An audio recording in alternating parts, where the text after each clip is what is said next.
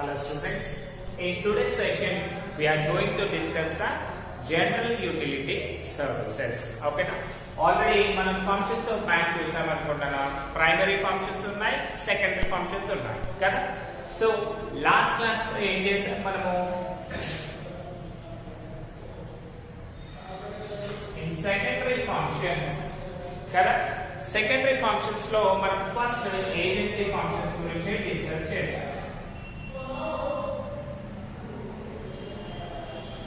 కదా. So last class లో already మనము ఏజెన్సీ ఫంక్షన్స్ గురించి డిస్కస్ చేసాము. ఈ రోజు వచ్చేసి జనరల్ యూటిలిటీ సర్వీసెస్ గురించి డిస్కస్ చేద్దాం. Okay, general utility services.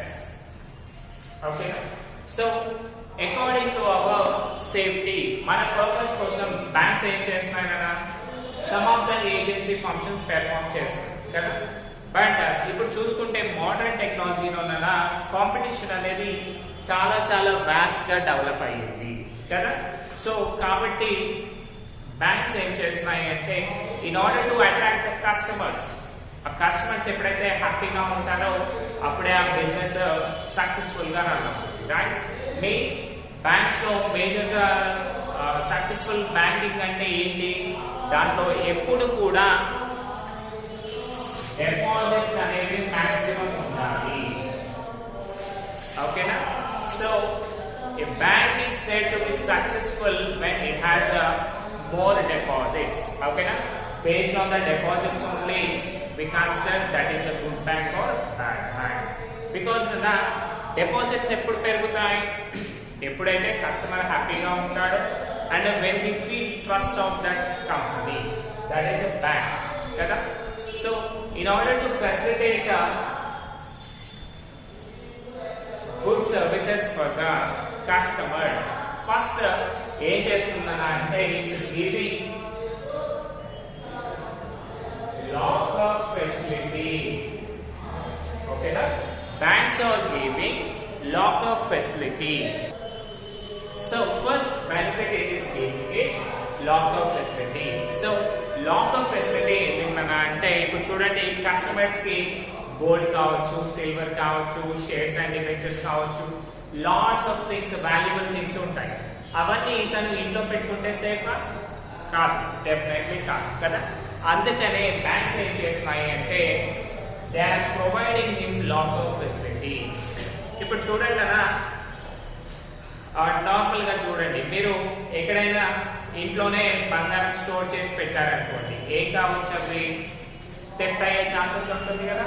Right, అదే మనీ అనుకోండి, మనీ ఏం చేయొచ్చు, డైరెక్ట్ బ్యాంక్ లో డిపాజిట్ చేయొచ్చు. మనకి కావాల్సినప్పుడు ఎక్కడైనా సరే విత్డ్రా చేసుకునే కెపాసిటీ మనకు ఉంటుంది, అంటే మనకి ఒక ఆప్షన్ అనేది ఉంది.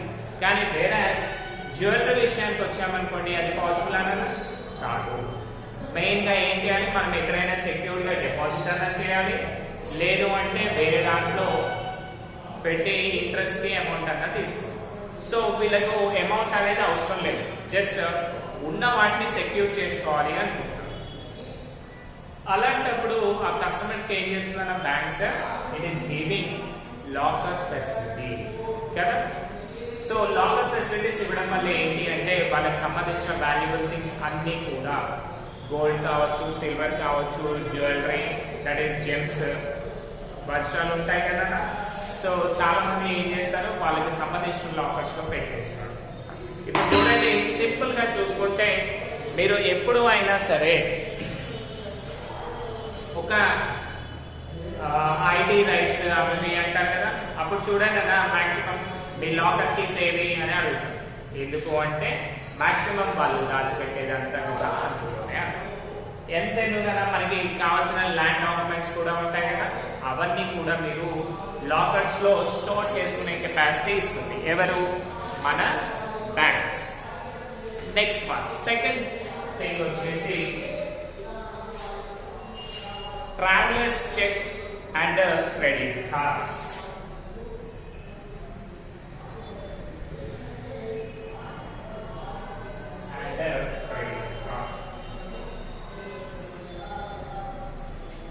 So what do you mean by traveler's check? So normal గా మీకు చెక్స్ అంటే తెలుసు ఏంటన్నా, మనం ఎవరికైనా డబ్బులు ఇవ్వాలి అనుకోండి, మనం డైరెక్ట్ గా బ్యాంకుకి వెళ్లకుండా చెక్ రాసిస్తే మన తరఫున బ్యాంక్ లో వాళ్ళు విత్డ్రా చేసుకోవచ్చు కదా, right. That is simply cheque. ఈ చెక్స్ ఏంటి అంటే ఓన్లీ విత్ ఇన్ ఇండియా మాత్రమే వాటిని మనం యూజ్ చేయగలుగుతాం. ఓకేనా? సో సపోజ్ మళ్ళీ అండ్ ఎస్బీఐ బ్యాంక్ చూసామనుకోండి, మీ దగ్గర ఉండే చెక్స్ ఏవైతే ఉంటాయో అవి ఏంటి అంటే విత్ ఇన్ బౌండరీస్. ఓకేనా? టోటల్ గా ఇండియా ప్రిమిసెస్ లోనే వీటన్నిటిని కూడా మనం వ్యాలిడేట్ చేయొచ్చు. మీరు మీ ఎస్బీఐ చెక్ ఇచ్చి పాకిస్తాన్ లో విత్డ్రా చేసుకోండి అన్నారనుకోండి, దట్ ఈస్ నాట్ పాసిబుల్. ఓకేనా? సో మీరు మీ కంట్రీలో కాకుండా వేరే అదర్ కంట్రీలో దాన్ని విత్డ్రా చేయాలి అనుకోండి, compulsory you need to have travellers cheque. దీనివల్ల బెనిఫిట్స్ ఏంటన్నా, you can give in any country. ఓకేనా? సో ట్రావెలర్స్ అంటే ఎవరు? ప్రతిసారి ఎప్పుడు తిరుగుతూ ఉంటారు కదా, వాళ్ళని మనము ట్రావెలర్స్ అని పిలుస్తాం. Those who travels beyond the country, వాళ్ళని మనం ట్రావెలర్స్ అంటాము. సో ఈ ట్రావెలర్స్ చెక్ ఎందుకు తీసుకోవాలి అంటే, మీరు ఎక్కడికైనా వెళ్తున్నారు, వెళ్ళినప్పుడు క్యాష్ మొత్తం కూడా మీ బ్యాగ్ లో పెట్టుకొని వెళ్ళారు అనుకున్నాం. సపోజ్ మీరు ఏం చేశారు, వేరే కంట్రీ పోగానే మీ బ్యాగ్ కాస్త దోపేస్తారు, means your bag got theft. So అప్పుడు ఏంటి మీ సిచ్యువేషన్? రిస్కీ కదా, రైట్. అందుకనే in order to provide safety for its customers, అంటే బ్యాంక్స్ వాళ్ళ కస్టమర్స్ హ్యాపీగా ఉండడానికి ఏం చేస్తుంది? ట్రావెలర్స్ చెక్ ఇస్తుంది. సో ఈ ట్రావెలర్ చెక్ ఇవ్వడం వల్ల మీకు బెనిఫిట్ ఏంటో తెలుసా? మీరు ఎక్కడైనా అమౌంట్స్ పేమెంట్ చేయాలి అనుకోండి, డైరెక్ట్ గా మీరు ఏం చేయొచ్చు, మీరు ఒక చెక్ బుక్ తీసుకెళ్తారు కదా, దానిపైన సైన్ చేసి ఇచ్చేస్తే చాలు. వాళ్ళు ఏం చేసినా డైరెక్ట్ మన బ్యాంక్ లో వచ్చి మనీని తీసేసుకుంటారు. So this is one of the most important benefit. ఓకేనా? సో జస్ట్ మనకి థెఫ్ట్ ప్రాబ్లమ్స్ ఉండకుండా, అంటే కస్టమర్స్ కి ఎలాంటి థెఫ్ట్, ఇలాంటి లిటిగేషన్స్ రాకుండా ఈ ట్రావెలర్స్ చెక్ అనేది చాలా చాలా ఇంపార్టెంట్ రోల్ ప్లే చేస్తుంది. Okay, next one credit cards. Already you know about the credit cards. So ఇప్పుడు చూడండి, మీకు ఏంటి అంటే మనీ చాలా అర్జెంట్ గా అవసరం ఉంటాయి, మీ ట్రాక్ రికార్డ్ ఎప్పుడు కూడా సక్సెస్ఫుల్ గా రన్ అవుతుంది అనుకుంటున్నాం. So as a business man మనకి ఏంటన్నా, అప్పుడప్పుడు కొన్నిసార్లు డబ్బులు కొంచెం డిలే అయ్యే ఛాన్సెస్ ఉంటుంది. అలాంటి టైంలో మనీ లేవనుకోండి, మన పేమెంట్స్ గుడ్ విల్ పోతుంది కదా మన కంపెనీకి. అందుకనే బ్యాంక్స్ ఏం చేస్తాయి అంటే మనకు క్రెడిట్ కార్డ్స్ ఇస్తాయి. అంటే ఇది మాక్సిమం బిజినెస్ పీపుల్ కే ఇస్తారు కదా, అంటే whose the salaries or business beyond 50,000 and above ఉన్న వాళ్ళకి ఇస్తారు. సో ఈ క్రెడిట్ కార్డ్ వల్ల మీకు యూజ్ ఏంటి అంటే, మీ దగ్గర డబ్బులు లేకపోయినా సరే సడన్ గా డబ్బులు అవసరం పడ్డప్పుడు ఈ క్రెడిట్ కార్డ్ మీకు సేఫ్టీగా ఉంటుంది అన్నమాట. అంటే మీ దగ్గర డబ్బులు లేకపోయినా సరే అది ఫస్ట్ ఇస్తుంది, మళ్ళీ మీకు ఎన్ని డేస్ కన్నా 45 డేస్ టైం ఇస్తుంది. సో ఈ 45 డేస్ టైంలో మీరు మళ్ళీ రీపే చేయొచ్చు. సో వితౌట్ ఇంట్రెస్ట్ ఉంటుంది. ఒకవేళ మీకు 45 డేస్ కనుక దాటింది అనుకోండి, అప్పుడు ఏమవుతుంది తెలుసా, దీనిపైన ఇంట్రెస్ట్ అనేది మల్టిపుల్స్, ప్రతి డే మల్టిపుల్స్ అవుతా ఉంటుంది. సో ఈ క్రెడిట్ కార్డ్ అన్న మనకి ఎంత హ్యాపీయెస్ట్ థింగ్ అంటే, యాజ్ ఎ ఫ్రెండ్ గా మనకి కావాల్సినప్పుడు డబ్బులు ఆదుకుంటుంది. కానీ మీరు ఈ 45 డేస్ కనుక దాటారనుకోండి, ఇదే మీకు పెద్ద ఎన్ని అవుతుంది. ఓకేనా? కాబట్టి మీరేమైనా జస్ట్ క్రెడిట్ కార్డ్ ని ఒకవేళ మస్ట్ అండ్ షుడ్ అంటే మాత్రమే తీసుకోవాలి, లేదు అంటే తీసుకోకూడదు. Right? Next will go with the third point.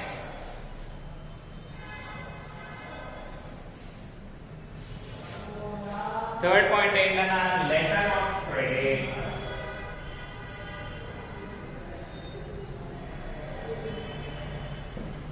So this is one of the most important thing అన్న, లెటర్ ఆఫ్ క్రెడిట్. ఇది ఎందుకు అంటే, why we are doing exports and imports business, అంటే ఎప్పుడైనా సరే మనం ఫారెన్ ట్రేడ్ చేస్తున్నాము అనుకుంటాం.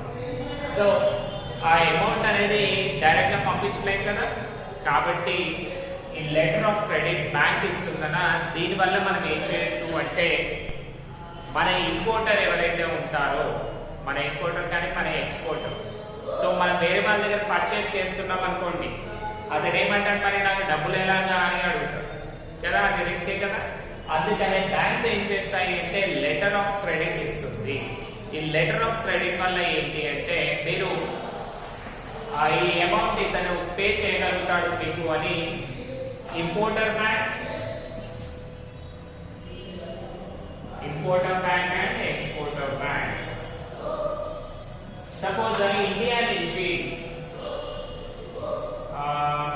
ఎక్కడికి పంపిస్తాం కదా, మలేషియా పంపిస్తాం. సో మీ అకౌంట్ వచ్చేసి మీకు ఎస్బీఐ అకౌంట్ ఉంది, అతనికి వచ్చేసి బ్యాంక్ ఆఫ్ మలేషియా ఉంది. ఓకేనా, మీకు ఎస్బీఐ ఉంది, అతనికి బ్యాంక్ ఆఫ్ మలేషియా ఉంది. ఇద్దరి మధ్యన ట్రాన్సాక్షన్ జరగాలి. ఇప్పుడు ఏంటి, మీరేమంటారు, ఆ గూడ్స్ రాగానే నేను డబ్బులు వేస్తాను అంటారు. అలాంటి దాంట్లో మీరు నమ్ముతాడా? నమ్మడు. నెక్స్ట్ అంతేందుకు, ఎవరైనా సరే మీ కస్టమర్సే మీరు పంపించండి, నాకు సర్కిల్ గూడ్స్ సర్కిల్ వచ్చాక నేను డబ్బులు పే చేస్తాను, అది పాసిబుల్ అవుతుందా? కాదు. Because there is a delay in that. మనకి గూడ్స్ ఎప్పుడైతే వస్తాయో మనీ పంపించకపోవచ్చు, ఇట్స్ లిటిల్ బిట్ రిస్క్ కదా. అందుకనే ఈ letter of credit banks issue చేస్తాయి కదా, ఇవి ఏం చేస్తాయి అంటే పేమెంట్స్, అంటే ఇతని దగ్గర ఇంత అమౌంట్ ఉంది, మీరు అది రాగానే మాకు లెటర్ ఇస్తే మేము పంపిస్తాము అని చెప్తున్నాం. So it's just like agreement. ఓకేనా, ఈ లెటర్ ఆఫ్ క్రెడిట్ వల్ల ఏమవుతుంది, బ్యాంక్స్ అనేవి కస్టమర్ కి సపోర్ట్ చేసినట్టే కదా. ఎలాగా, వాళ్ళ డబ్బులు నేను పే చేస్తాను, నా కస్టమర్ డబ్బులు నేను పే చేస్తాను, ఫస్ట్ అతనికి గూడ్స్ ఇంపోర్ట్ చేయండి లేదంటే ఎక్స్పోర్ట్ చేయండి అని చెప్పేస్తాను కదా. That is called letter of credit. Next point, collection of statistics.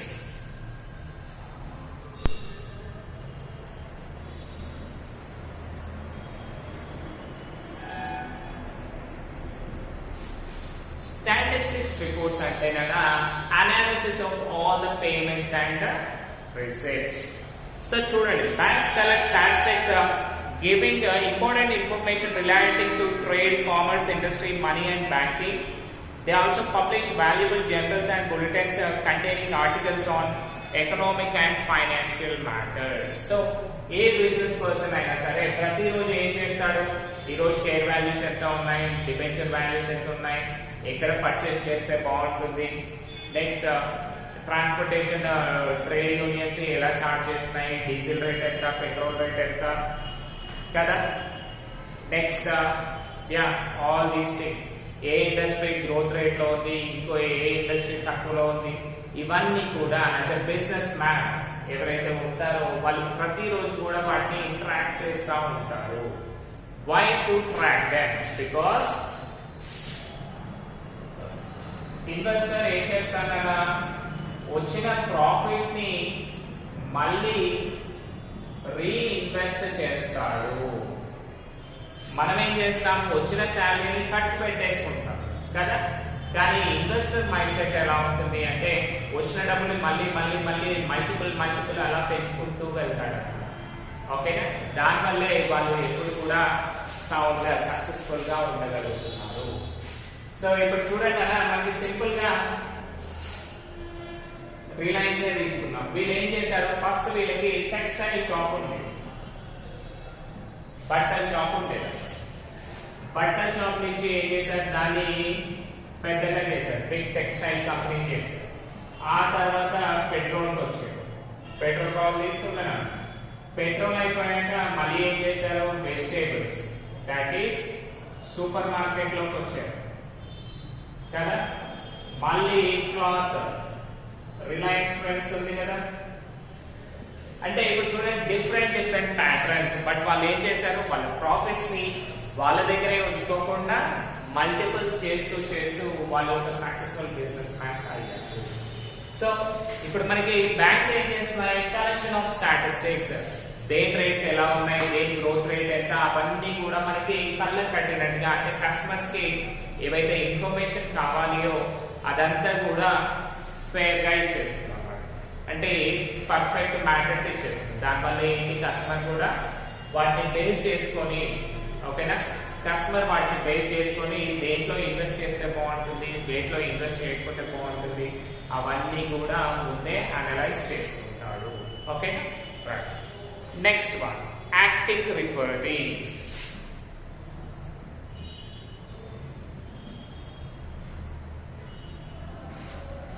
So acting referee అంటే కదా, banks may act as a referees with respect to the financial standing, business reputation and respectability of the customers. Banks referee అంటే ఎలా అంటే, ఇప్పుడు చూడండి letter of credit విషయంలో చూడండి, ఈ పర్సన్ మనం డైరెక్ట్ గా వెళ్ళట్లేదు, కానీ మన తరఫున బ్యాంక్ ఏం చేస్తుంది, వాళ్ళ గూడ్స్ అయితే డెలివరీ చేసేయండి, ఆ డబ్బులు నేను పే చేస్తాను అని చెప్తుంది. అంటే రిఫరెన్స్ ఇస్తుంది కదా, అంటే సపోర్ట్ అనేది ఇస్తుంది కదా.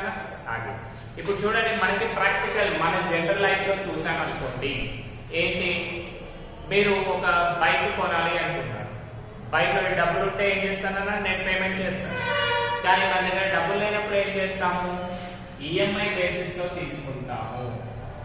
ఎలా తీసుకుంటాము, ఈఎంఐ బేసిస్ లో తీసుకుంటాము.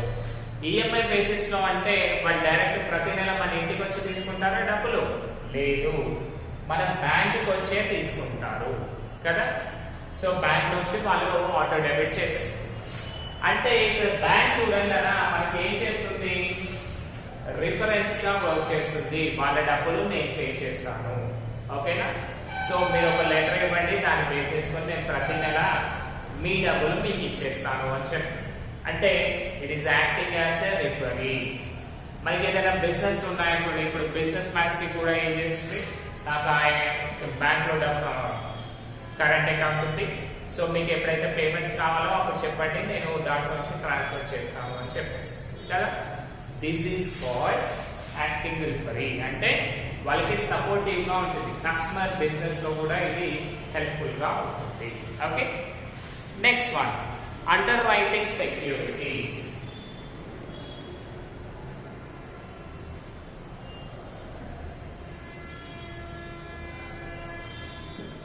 So, underwriting securities లోనైనా banks undertake the shares and debentures issued by the government, public and private companies. So, ఎప్పుడైనా సరే మన కంపెనీస్ ఉంటాయి కదా, అవి ఏం చేస్తాయి, ఎప్పటికప్పుడు new shares and debentures issue చేస్తూ ఉంటాయి according to their money requirement, capital requirement ని బేస్ చేసుకొని ఇష్యూ చేస్తారు.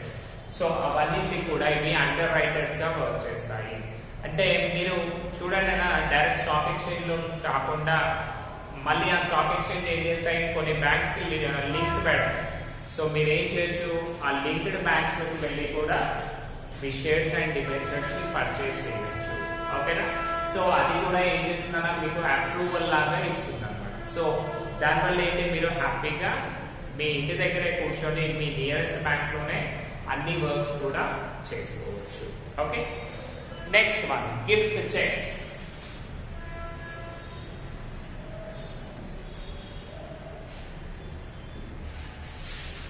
So, some banks issue checks on various denominations to be used on auspicious occasions. ఇప్పుడు చూడండి అన్న, గిఫ్ట్ చెక్స్ మీకు సింపుల్ గా చెప్పాలి అంటే, మీకు ఒక కొత్త మొబైల్ వచ్చింది, యాపిల్ ఫోన్ వచ్చింది అనుకోండి, దాని కాస్ట్ ఒక 1,20,000 1,30,000. సో వాడు ఏం చెప్తాడు, ఈ రోజు మేము యాపిల్ ఫోన్ ని లాంచ్ చేస్తున్నాము, ఒకవేళ మీరు కనుక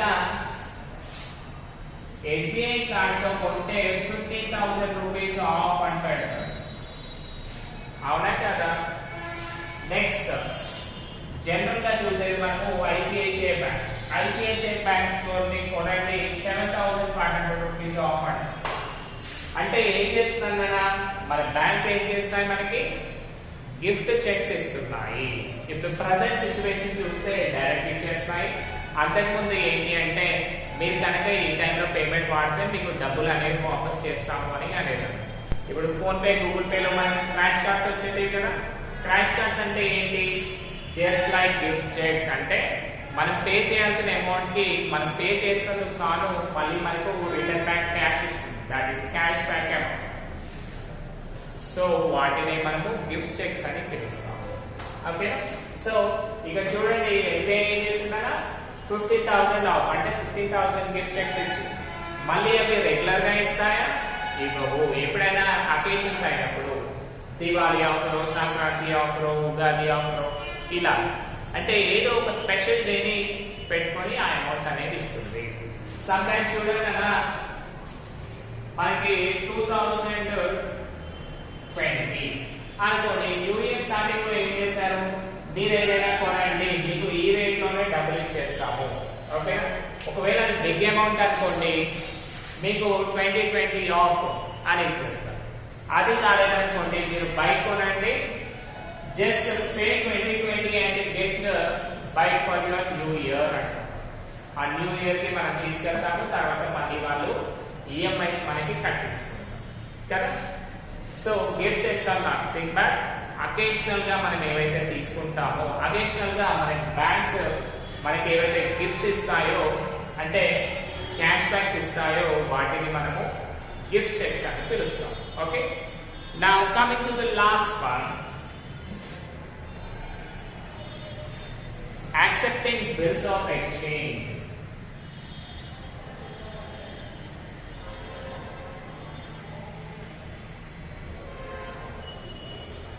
Accepting bills of exchange on behalf of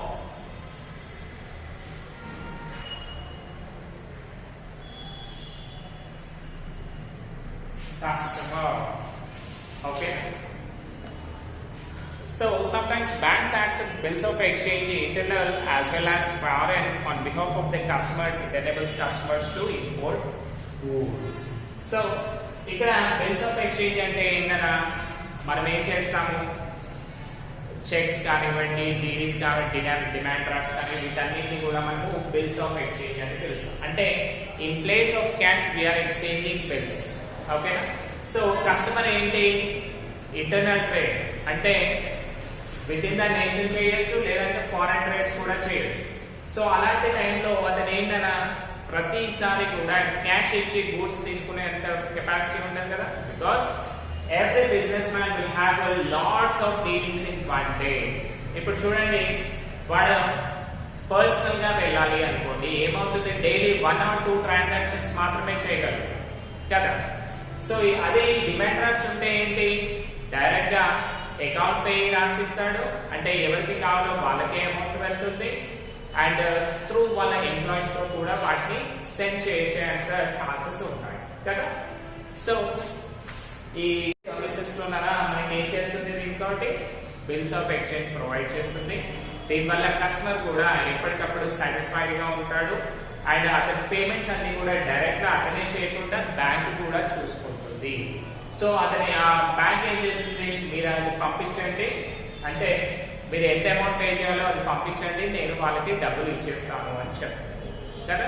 so this is a good thing అన్నా, రైట్. నా ఒకసారి రీహాష్ చేసుకుంటే కదా, బిఫోర్ దాట్ ప్రతిరోజు కూడా మీరు క్లాసెస్ వింటారు కదా, దాట్స్ అ గుడ్ థింగ్. ఎవరెవరైతే వింటున్నారో మనకి ఫస్ట్ సెకండ్ ఇయర్ లో చూసుకుంటే చాలా మట్టికి అంటే ఆల్మోస్ట్ 80% ఆఫ్ ద పీపుల్ వినట్లేదు అంటే you became very very restless. ఓకేనా. లేజీ పీపుల్ అనాలా, మిమ్మల్ని ఇంకా భయం లేదు అనాలా, నాకైతే అర్థం కాదు. సో జస్ట్ ఒకసారి ఆలోచించుకోండి మీ ఫ్యూచర్ ఏంటి. ఓకేనా. ఆ ఫ్యూచర్ ని తెలుసుకొని మంచిగా చదవంటారా, that's a good thing for you. So let us rehash first. So general utility services. First one ఏంటి? Locker facility. లాకర్ ఫెసిలిటీ అంటే ఏంటన్నా బ్యాంక్స్ ఏం చేస్తుంది? మన వాల్యుబుల్ థింగ్స్ అన్ని కూడా బ్యాంక్ లో పెట్టుకోవడానికి, అంటే సేఫ్టీగా పెట్టుకోవడానికి సేఫ్టీ లాకర్స్ ని ఇస్తుంది. Next travellers cheque and credit card. మనము ఒకవేళ ఫారెన్ టూర్స్ వేస్తా ఉన్నాం అనుకోండి, ప్రతిసారి క్యాష్ తీసుకొని పోవాలి అంటే మనకు రిస్కీ ప్రాసెస్ కదా. సో ఆ క్యాష్ థెఫ్ట్ అంటే దొంగతనం కాకుండా ఉండడానికి మనకి ట్రావెలర్స్ చెక్స్ ఇస్తుంది. సో మనం ఏం చేయొచ్చు, ఎక్కడైనా సరే బియాండ్ ద కంట్రీ, ఈ కంట్రీయే కాదు వేరే కంట్రీలో కూడా మీరు చెక్ రాసిస్తే అది వ్యాలిడ్ అవుతుంది. ఓకేనా? దీనికి బెస్ట్ ఎగ్జాంపుల్ కన్నా అత్తారింటికి దారేది స్టార్టింగ్ లో వస్తుంది కదా, వాడు ఏం చేస్తాడు, ఎయిర్పోర్ట్ నుంచి బయటకు వస్తాడు, వచ్చి నాకు ఈ కార్ కావాలి అంటాడు. డబ్బులు మరి ఎలా అనుకుంటున్నా, ట్యాక్సీ అనుకుంటున్నా, 80 lakhs కార్ ఇది అని అంటాడు. సంథింగ్ అమౌంట్ మాక్సిమం 80 ఉంటుంది. సో 80 lakhs కార్ అని వాడనగానే చెక్ ఇచ్చేసే పూర్తి అని అంటాడు. అవునా కదా? రైట్. సో అతను ఏం చేస్తున్నాడు, ట్రావెలర్ చెక్ ని ఇస్తున్నాడు. So he can withdraw amount at any area. Okay. Next, letter of credit. So importer and exporter మధ్యన మీడియేటర్ గా with giving letter of credit bank కి సపోర్ట్ చేస్తుంది. Next, collection of statistics. Business man కి ప్రతిరోజు lots of knowledge కావాల్సిన information కావాల్సి ఉంది. ఆ ఇన్ఫర్మేషన్ అంతా కూడా మనకి బ్యాంక్స్ ప్రొవైడ్ చేస్తాయి. Next, acting referee. ఇప్పుడు చూడండి, మనకి లెటర్ ఆఫ్ క్రెడిట్ కానివ్వండి, లేదంటే మనం ఈఎంఐస్ తీసుకున్నప్పుడు కానివ్వండి, మన బ్యాంక్స్ ఏం చేస్తుంది, ఇతనికి మీరు పే చేయండి, నేను మీకు పే చేస్తాను వాళ్ళ తరఫున అని చెప్తాను కదా. Right. Next, under writing securities, shares and debentures అవన్నిటిని కూడా మన బ్యాంక్స్ చూసుకుంటుంది dealings. Gift checks. Gift checks అంటే ఏంటి అనుకున్నాం కదా, ఎస్బీఐలో 50,000 ఆఫ్ ఫస్ట్ లో కొంటే అని చెప్తుంది కదా, అంటే మీరు పెట్టిన ఖర్చు కూడా అది మళ్ళీ క్యాష్ బ్యాక్ ఇస్తున్నాం, దాన్ని మనం గిఫ్ట్ చెక్స్ అంటాం. Next, accepting bills of exchange on behalf of customer. So మనము ఎప్పుడు ఎక్స్పోర్ట్స్ అండ్ ఇంపోర్ట్స్ చేస్తూ ఉంటాం, ప్రతిసారి కస్టమర్ వెళ్ళి విత్డ్రా అండ్ డిపాజిట్ చేయలేదు కదా, అందుకనే బ్యాంక్ ఏం చేస్తుందన్నా బిల్స్ ఆఫ్ ఎక్స్చేంజ్ సపోర్ట్ చేస్తుంది. సో దాట్ కస్టమరే డైరెక్ట్ వెళ్లకుండా ఎవరికైతే డబ్బులు అవసరం ఉన్నాయో, అంటే కస్టమర్ ఎవరికి డబ్బులు పే చేయాలి అనుకుంటున్నాడో వాళ్ళకి బ్యాంక్ పే చేస్తుంది విత్ యూజింగ్ చెక్స్. అంటే వాళ్ళు ఏదైతే ఇస్తారో కన్నా ఐడెంటిటీ కోసం ఇస్తారు కదా, దాన్ని చూపిస్తే వాళ్ళు రెస్పాన్సిబుల్ పర్సన్ కి ఇచ్చేస్తారు. Okay, these are the things అన్న. ఈ రోజు ఇది చదివేసేయండి, ఇది కూడా మీకు 5 marks వచ్చే ఛాన్సెస్ చాలా ఉంటాయి. ఓకేనా? Hope you all understood. Have a good day. Thank you.